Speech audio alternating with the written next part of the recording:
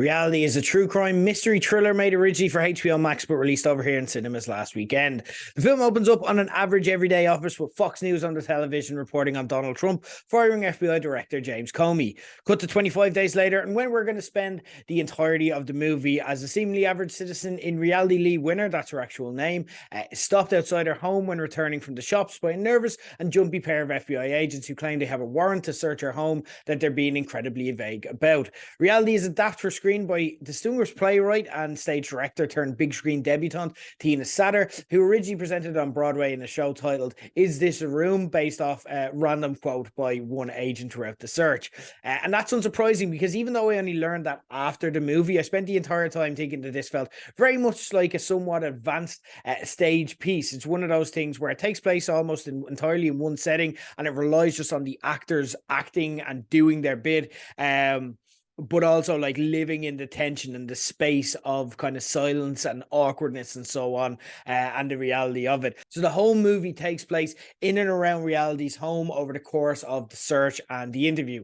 The movie opens by explaining that the dialogue was taken entirely from audio recordings from the FBI. And when a movie gets self-referential like that, I'm thinking of the likes of The Wonder starring Florence Pugh last year, that at the outset explains that this is a work of fiction, but the characters really believe what they say. I usually kind of grown because the film has instantly disappeared up its own arse, but this really works here. Having the actual audio recordings gives the actors a very authentic kind of rhythm and vibe to parrot, so that it plays as hyper realistic and creates a unique gripping tension as the movie blends the mundanity and ridiculousness of real life with the fact that we know whatever happened here ended up being made into a movie. So again, we know that shit's about to hit the fan, but it all seems very real and based in reality, and kind of the bits of small talk and the kind of ums and ahs and the way that they're trying to get it exactly as it was laid out to them really adds to the tension. And to back that up, there was barely a sound in the screening I watched it in. It's that type of film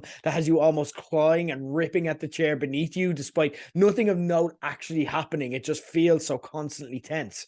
To add to this, the scenes are interspersed with actual audio taken from the recordings, as well as pictures and social media posts from Reality. And this, again, is a risk that I think would fail in the majority of projects, but only heightens the drama here.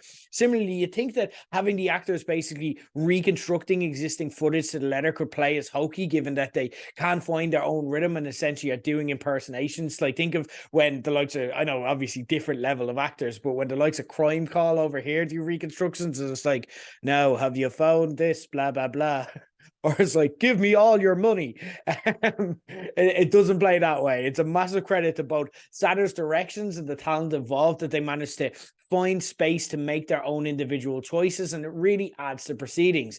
Yeah, and you get those little moments, like the moments between moments, like a nod or a change in facial expression or an unexpected tone shift in either response or body language to basic small talk, and that throws you off kilter constantly.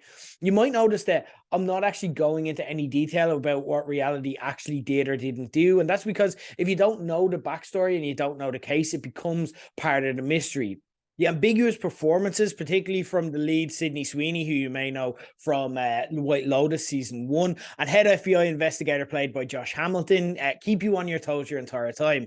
Everyone involved in this production on screen walks a tightrope the entire film, and they never so much as blink when they're not supposed to keep that train on track.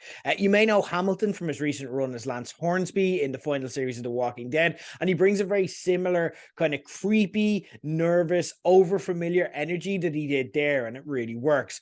There's a beautiful space the film lingers in, particularly for the first hour, where you're uncertain whether the FBI are corrupt slaves to an evil Trump government invading this person's privacy with a warrant that they keep referring to but doesn't actually seem to be materializing. Or are they just nervous because Reality has done something so terrible that she actually may be a threat? Like, there's a discussion around weapons she potentially has in the house, and I'm like, is this about to turn into an action movie? Because I know that this really happened.